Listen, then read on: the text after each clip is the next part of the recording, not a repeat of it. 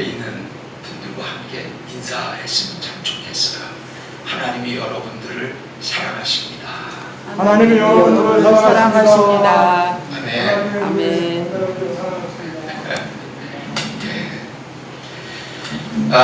우리 사랑하는 교우 여러분, 우리들이 신앙생활을 하다 보면 신앙생활에 여러 장애 요인들이 있게 됩니다.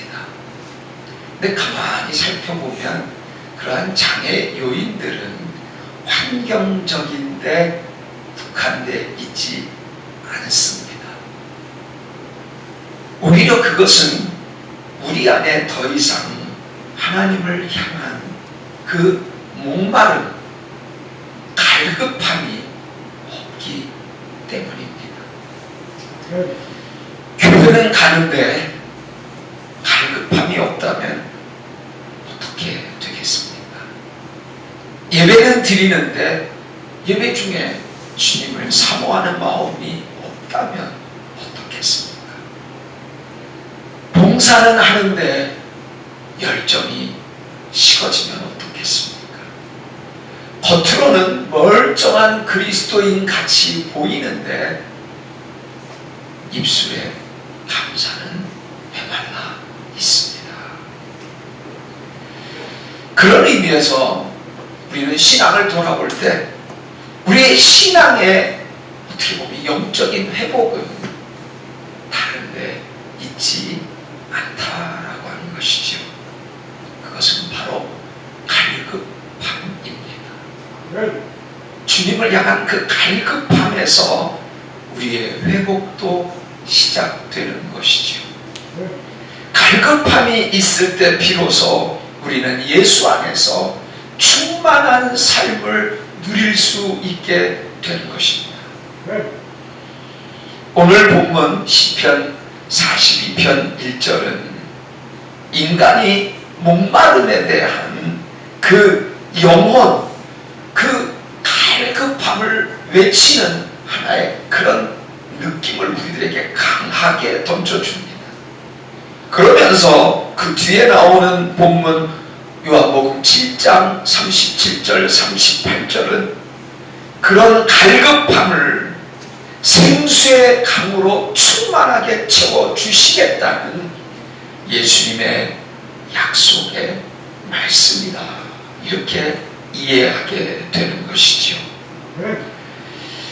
어떻게 보면 갈급함에서 충만함으로 이어지는 신앙생활의 여정에 대해서 주님은 우리들에게 말씀하는 것이다, 이렇게 이해할 수 있습니다. 저는 바라기를 우리 모두가 이 신앙의 여정에서 완주함으로 주님께 이와 같은 처음에는 갈급함이 있지만 마지막에는 주님이 선물하시는 그 충만함으로 우리의 삶에 주님께 영광이 되어지기를 주님의 이름으로 부탁합니다. 이를 위해 우리들이 스스로에게 질문하고 또 그 질문에 대해서 우리들이 답할 수 있는 오늘 이 시간이 되기를 소망합니다. 첫 번째 질문은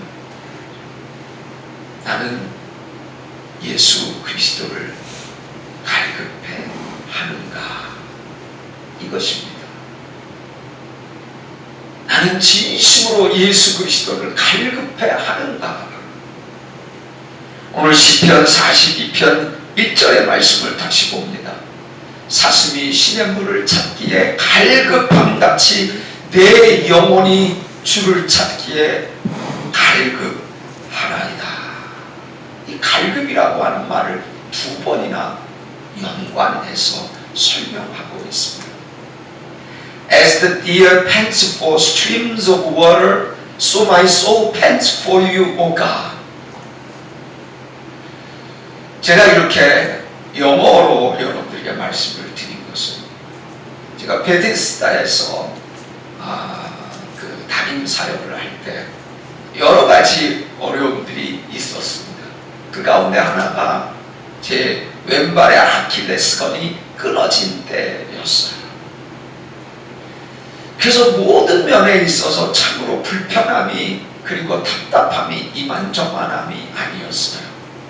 그런데 하나님께서는 그 아킬레스건을 수술을 하고 회복되어져 가는 과정 속에 그 아파트에 있는 헬스센터의 러닝머신에서 열심히 재활 훈련을 하게 하셨는데, 여러분들도 알지만 러닝머신이나 그 자전거, 실내 자전거를 타다 보면 한 10분 지나가면 짜증이 나고, 이 반복되어지는 이 상황 속에 운동이 계속되어지는 게 쉽지가 않아요.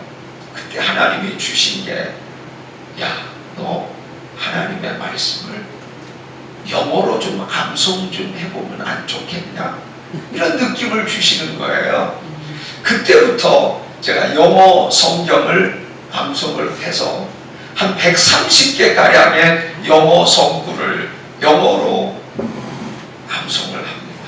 얼마나 은혜가 되는지. 그래서 저는 이 말씀을 생각할 때마다 그때 주님께서 내 영혼이 갈급해하면서 뭔가 말씀을 사모하고 뭔가 주님의 임재를 사모하는 그 열정을 주셨을 때를 기억하게 되는 것입니다. 이 시의 배경은 다윗이 압살롬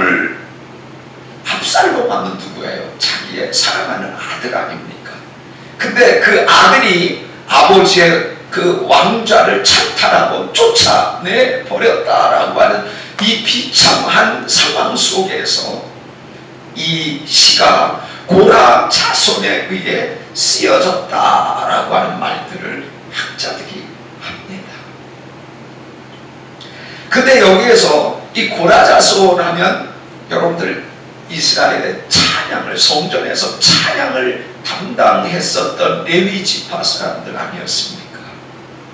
근데 그들도 역시 다윗이 예루살렘에서 쫓겨나가는 상황에서 그들도 광야로 내몰려쳤고, 그리고 늘 주님 앞에 찬양하는 그 귀한 성직을 감당할 수 없는 안타까움으로 하나님을 향한 간절함을 이렇게 시로 표현했을 것이다.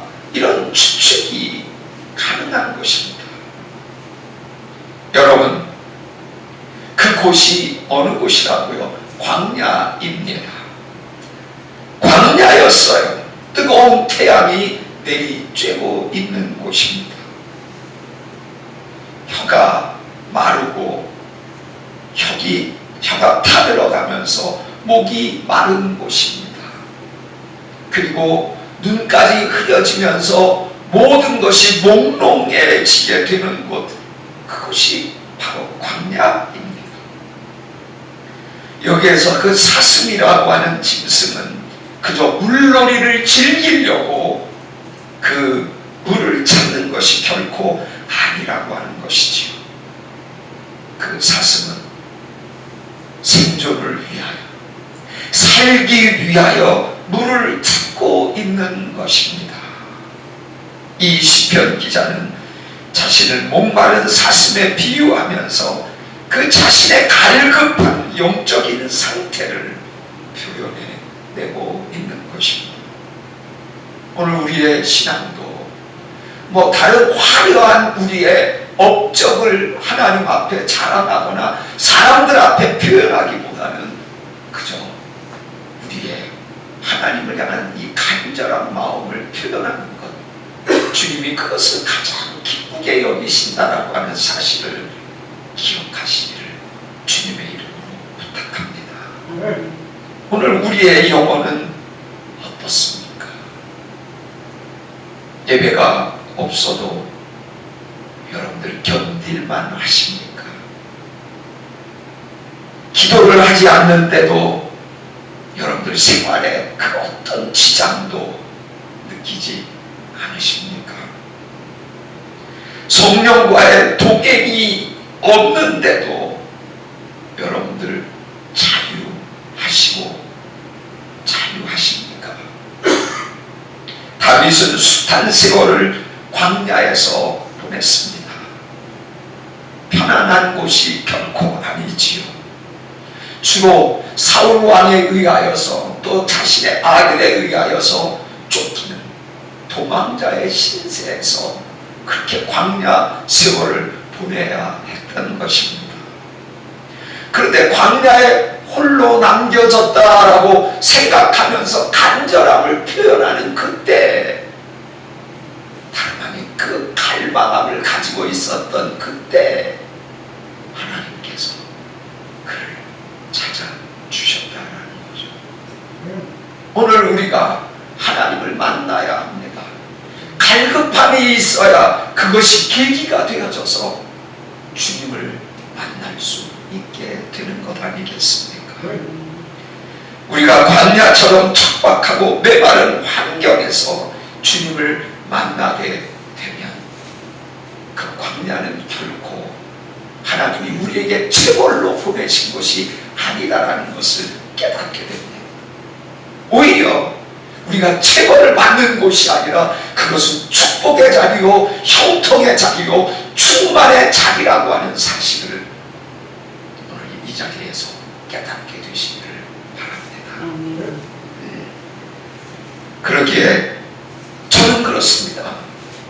이제 광야하면 그 광야는 피하여야 할 곳이 아닙니다. 갈급함을 되찾을 수 있는 자리입니다. 혹시 여러분에게도 하나님이 광야로 내몰아 치신다라고 생각하십니까? 오늘 오히려 우리는 불평을 내려놔야 할 때입니다. 오히려 불평을 내려놓고 하나님께서 나같이 부족하고 연약한 자로 이 광야에 서게 하셔서 갈증을 느끼게 하시니 감사합니다. 그 갈증, 그 갈급함이야말로 주님을 만나기 위한 은혜의 자리가 아니겠습니까? 예수님은 지난주에도 우리 정 목사님이 팔복에 대해서 은혜의 말씀을 증거하시지 않았습니까? 근데 그 팔복에 보면 그 마태복음 5장 6절의 말씀이죠. 의에 줄이고 그리고 목마른 자는 복이 있나니 그들이 배부를 것이며, 이런 말씀을 하고 계시지 않습니까? 여기서 주님은 바로 갈급함의 대상자가 무엇인가를 말씀하시는데 의라고 하시면서 그 의를 당신 자신으로 대입하고 계시는 것입니다. 그러기에 우리가 예수 그리스도에 줄이고 목마르게 되어진다면 그 자체가 은혜고 그 자체가 복이 되어진다라는 것입니다. 아멘이십니까? 예수 그리스도를 갈급해하지 않는다면 우리의 신앙이 무기력해지는 거예요. 기도를 하는데도 기도가 뜨겁지 않습니다. 기도는 오래 한 것 같은데 시계를 보니까 몇 분 지나가지 않아. 찬양을 하는데 뭔가 감격이 없어. 눈물이 흐르지를 않아. 말씀은 취하는데 그 말씀을 통하여 은혜가 우리들에게 임하지를 않는 거예요. 하나님은 우리들에게 바로 주님을 갈망해라, 주님을 갈급해달라 라고 하는 사인을 우리에게 보여주시고 계신 것입니다. 회복은 다시 말하지만 예수님을 목말라하며 갈급해할 때 비로소 시작되어진다는 사실입니다. 믿으십니까? 그런 의미에서 우리 저의 말을 따라해 주시기를 바랍니다. 아멘. 아멘. 따라해 보십시다. 나는 나의 주 되신 예수 그리스도를 나의 주 되신 예수 그리스도를 갈급해 합니다. 갈급해합니다. 아멘. 아멘. 그것이 여러분들의 신앙 고백이 되시기를 주님의 이름으로 부탁합니다. 아멘. 두 번째 질문입니다. 그것은 나는 예수 그리스도께 나오고 있습니까? 있는가라는 질문입니다. 초막절 그 명절 마지막 날에 예수님께서 큰 소리로 외치셨습니다. 누구든지 거기에는 제한이요 그 어떤 사람의 편애가 없습니다. 누구든지 목마르거든 이미 말씀드린 것처럼 갈증하면 갈급해하면 갈망해하면 내게로 와서 이게 중요하죠. 갈증을 채울 수 있는 해결책이 제시되고 있다는 것 아니겠습니까? 내게로 와라 라고 하는 이 말씀이십니다. 누구든지 목마르거든 내게로 와서 마시라. 아멘. 이 말씀을 하실 때 그 성전은 많은 군중들로 가득 채워졌습니다. 종교적인 열기는 최고조에 달한 것 같이 보였습니다. 그러나 예수님의 그 외침은 그저 종교적인 외침이요 제한이 절대 아니었다라는 것입니다. 그것은 절규이셨어요. 하늘의 절규였습니다. 너희들은 내게로 좀 와라 라고 하는 절규의 표현을 주님이 그렇게 싫어서 외치셨던 것입니다. 사실 이 세상에 목마른 사람들이 한둘이겠습니까? 얼마나 목마른 사람들이 많이 있어요. 건강에 목마른 사람들 얼마나 많이 있는지 몰라요. 재정에 목말라 하는 사람들도 얼마나 많이 있는지 몰라요. 사람들 때문에 상처받는 사람들은 진정한 사람들로 목말라 하는 그런 사람들도 얼마나 많이 있는지 모르겠습니다. 그러나 목마르다라고 해서 그 모든 사람들이 다 주님을 찾아 나온다라고 하는 것이 아니라는 거예요. 정작 예수님을 찾아 나오는 사람들은 너무나 극소수다라는 사실을 기억하시기를 바랍니다. 여러분들 그 이유가 과연 어디에 있다라고 생각하십니까? 왜 그런 부족함과 그런 목마름이 있음에도 불구하고 왜 예수 그리스도께 나오는 것을 거부하는 것입니까? 자신들이 쌓아온 과 같은 많은 공적들 때문에 자기 자신의 심취에 있기 때문입니다. 더 나아가 자신의 교만 때문일 수도 있습니다. 체면 때문이기도 하고요. 자신이 살아왔던 인생의 경험 때문이기도 합니다. 그리고 알량한 자신의 학문과 학위 그리고 지식 때문에 주님께로 나오는 것이 선뜻 내키지를 않는 것입니다. 오늘 본문이 실린 요한복음 7장 후반절을 읽다 보면 사람들이 예수님에 대해서 이런저런 얘기를 하면서 논쟁하는 장면이 실려 있는 것을 보게 되죠. 그들은 말합니다. 예수는 선지자이야. 선지자에 불과한 사람이야. 아니야. 그렇게 기적을 행하고 놀라운 일을 행하시는 것을 보면 우리가 찾고 있는 메시아 그리스도일 수도 있지 않아. 아니야. 갈릴리에서 무슨 선한 것이 나오겠어. 이렇게 그들은 떠들면서 예수님에 대해서 비아냥대기 시작했던 것입니다.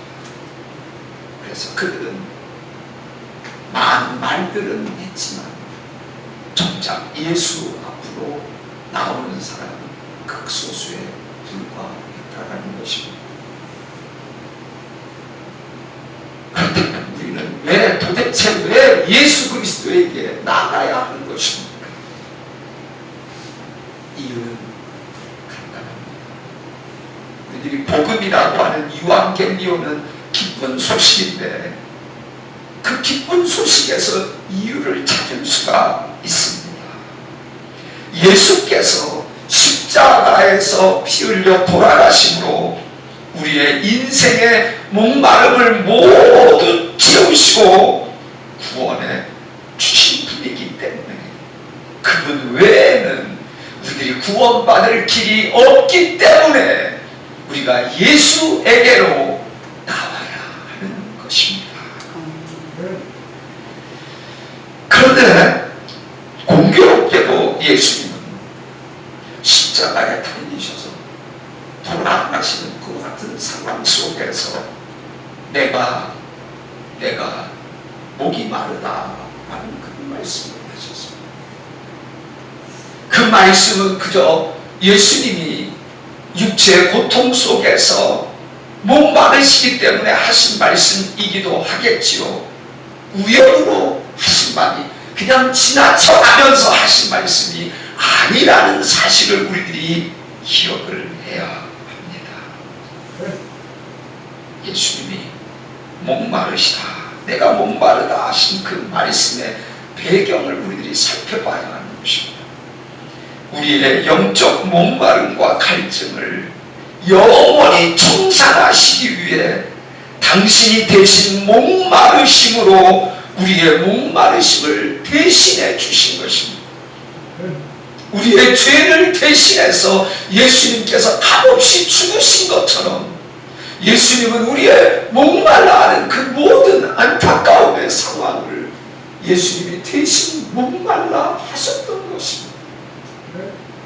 오늘 이 말씀이 이해가 되어져야 이 말씀을 통하여서 우리의 마음에 은혜가 다가오게 되는 것입니다.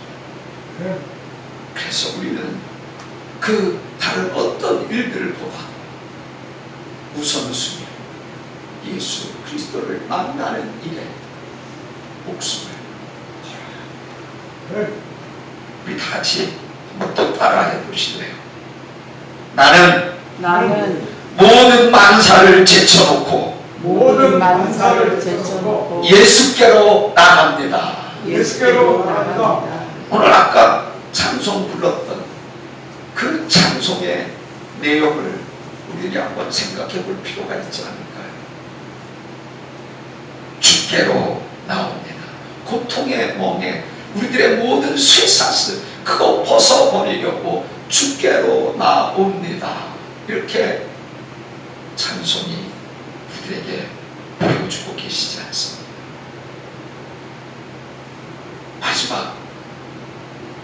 마지막 질문을 여러분들에게 합니다. 나는 그리스도께서 허락하신 생수의 강을 누리는가? 바로 이 질문입니다. 많은 사람들이 앞에 있는 질문을 통과할 수도 있어요. 그러나 이 질문에서 대부분 그 예수님이 허락하시는 그 생수의 강의 그 충만함을 누리며 살아가는 사람들 또한 역시 아주 극소수라고 하는 거예요. 극소수들 가운데 우리들이 선택되어져서 이 갈증을 느끼는 상황 속에 그리스도의 생수의 강으로 충만함을 누리게 되어지는 것처럼 큰 은혜가 어디 있습니까? 예수님은 오늘 38절에서 나를 믿는 자는 성경의 이름과 같이 그 배에서 생수의 강이 흘러나오리라 이렇게 약속하시지 않습니까? 39절의 말씀을 보니까 이 생수의 강에 대해서 예수님께서 해석하시면서 보충 설명을 하십니다. 이는 그를 믿는 자들이 받을 성령을 가리켜 말씀하시는 것이라. 아멘입니다. 주님이 주시는 이 생수는 다만 한 컵의 물에 불과한 것이 아니지요. 그것은 내 배에서 터져나와서 내 삶 전체로 번져나가는 강물이다 이렇게 말씀하시는 거예요. 이 강물이 내 메마른 영성의 골짜기를 타고 흘러갈 수 있어야 되겠습니다.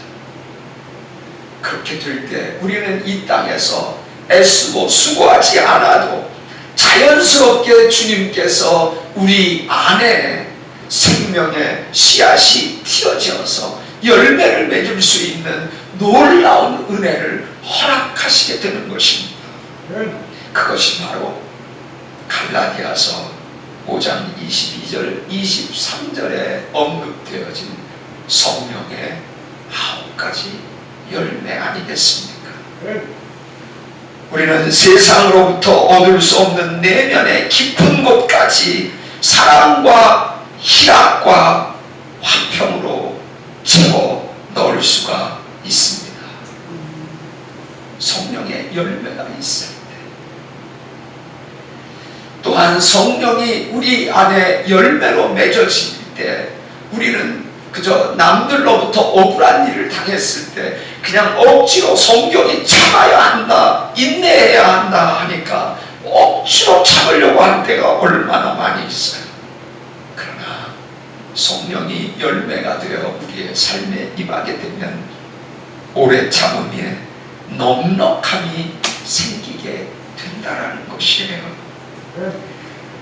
뿐만 아니라 메말랐던 가슴에 물기가 적셔지니 비로소 타인을 불쌍히 여기게 되는 자비와 양선의 마음이 우리의 심령 속에 생겨나게 되는 것입니다. 성령의 강물이 나를 적시면 흔들리지 않는, 배만 때리지 않는 충성하는 사람으로 주님 앞에 설 수 있게 되는 것입니다. 전에는 내 자존심만 조금이라도 건드려봐라 라고 하면서 내 심령에 날이 서 있는 우리가 아니겠습니까?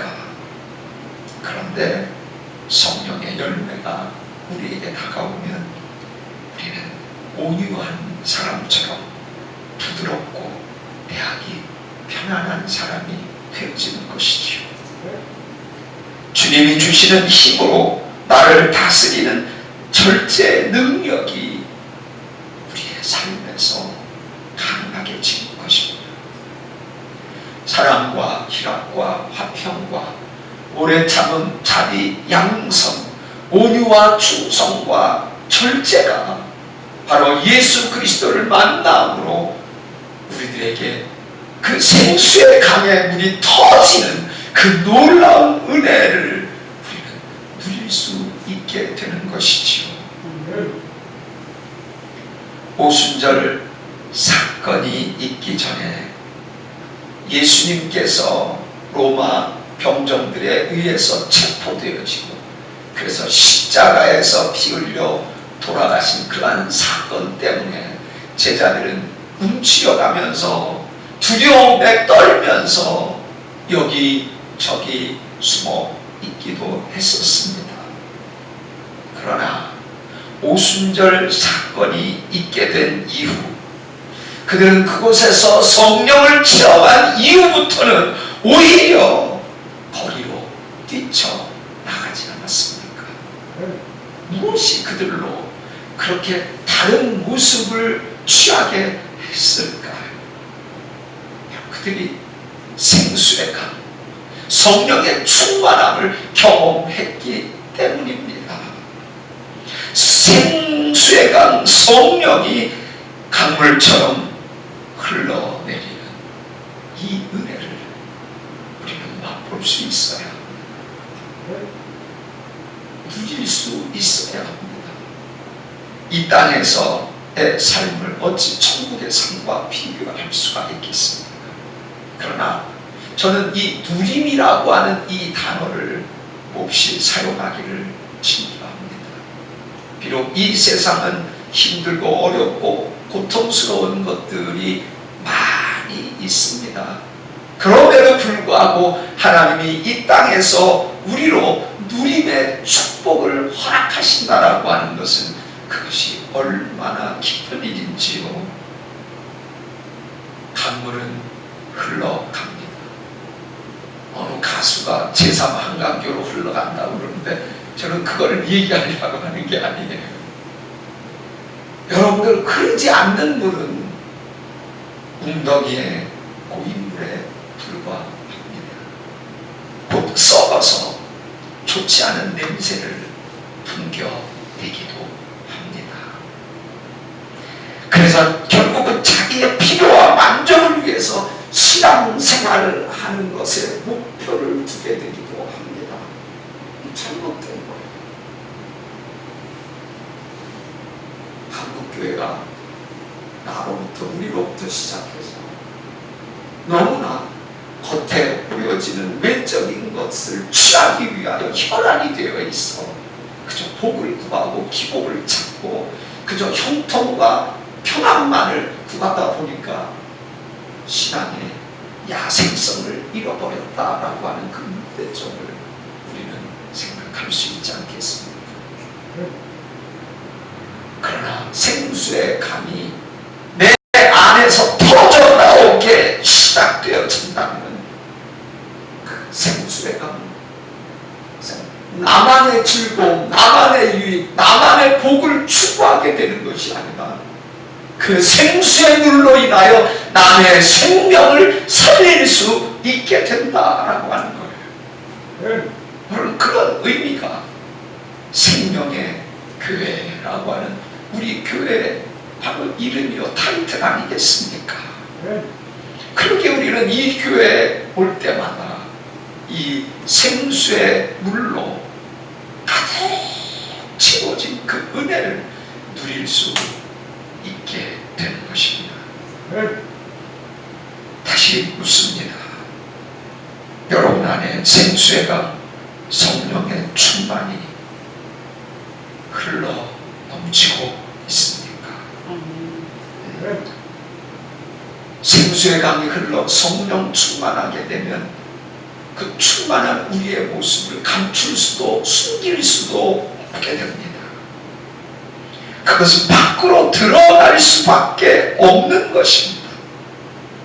궁극적으로는 영혼들 구경하는 생명의 현장으로 뛰쳐나갈 수밖에 없어요.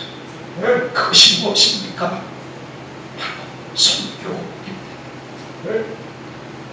저도 오랜 세월 30의 사역자가 돼서 지금 이제 70을 바라보고 있으니까 참 오랜 세월 사역을 감당했다라고 봅니다. 그런데 그 많은 사역들을 하면서 바쁘기도 하고 또 여러 즐거움과 기쁨을 누리기도 했지만 가장 최근에 들어 깨닫는 점이 뭐냐면 나에게 시간이 더 주어진다면 보다 더 영혼을 구경하는 선교에 집중했을 텐데 이런 생각이 마음에 다가오는 것입니다. 제가 베데스다에서의 삶을 정말 하나님 앞에 감사를 드려요.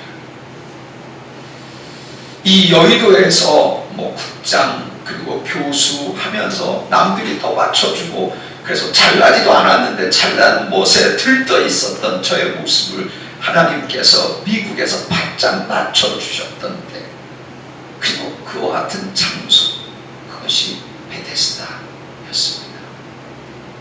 무엇보다 지금 생각하면 감사한 게 제가 지금도 계속해서 매일같이 기도하는 게 저의 가르침을 받았던 그때 신학생들 그리고 교회 청년들이 지금은 장성해지면서 선교사, 목사로 또 그리스도의 장성한 분량에 이른 아주 귀하고 복된 위치에 서 있는 모습을 보면서 얼마나 감사한지 모르겠어요. 우리 정성훈 목사님을 비롯해서 아프리카 에티오피아에 있는 이재훈 선교사, 김여진 선교사 그리고 중국에서 또 거의 13년 넘게 그 곳에서 주님만을 바라보고 있는 정신석 선교사 그리고 한국 땅에서는 부산에서 개척을 하고 목회를 하고 있는 정환이, 그리고 청주에서 또 사역하고 있는 정구영, 그리고 미디어 사역을 한다고 하는 이동영, 그리고 요 목동에서 사역하고 있는 비전교회 담임 우리 이현주, 그리고 어머니를 도와 함께 사역하고 있는 강혜림 목사, 이들이 다 하나님께서 영혼 구경을 위하여 그때는 철없는 것 같은 자녀들처럼 콜리게 학생들처럼 보였지만 지금 얼마나 제가 그들로 인하여 위로를 얻고 힘을 얻는지 모르겠습니다. 그것이 하나님이 기뻐하시는 저의 뭔가 하나님 앞에 그래도 드러내놓을 만한 부분이 아닐까 하는 그런 기대를 갖고 있습니다. 사슴이 시냇물을 찾기에 갈급한 같이 우리는 예수 그리스도를 만나서 이 생수의 강 성령의 충만을 누릴 수 있어야 합니다. 그래서 하나님께서 우리 인생을 부르신 가장 귀한 목적인 이 땅에서 영혼을 구경하는 일에 저와 여러분들도 멋있게 아름답게 귀하게 쓰임 받을 수 있어야 합니다. 그런 의미로 마지막 제 말을 또 따라해 주시기를 부탁합니다. 나는 예수 그리스도를 누리는 성령 충만의 삶을 살겠습니다. 그냥 여러분들이 외친 말이 아닙니다. 설교자인 제가 여러분들에게 강요해서 했다라고 여러분들 생각지도 마십시오. 오늘 세 가지 질문. 나는 예수 그리스도를 갈급해 하는가? 나는 예수를 만나고 있는가? 나는 예수의 충만인 성령의 충만의 삶을 누리고 있는가? 이 질문은 여러분들의 삶 속에서 계속 되어져야 합니다. 말씀을 마무리하고자 합니다. 갈급함이 있을 때 주님을 찾게 돼요.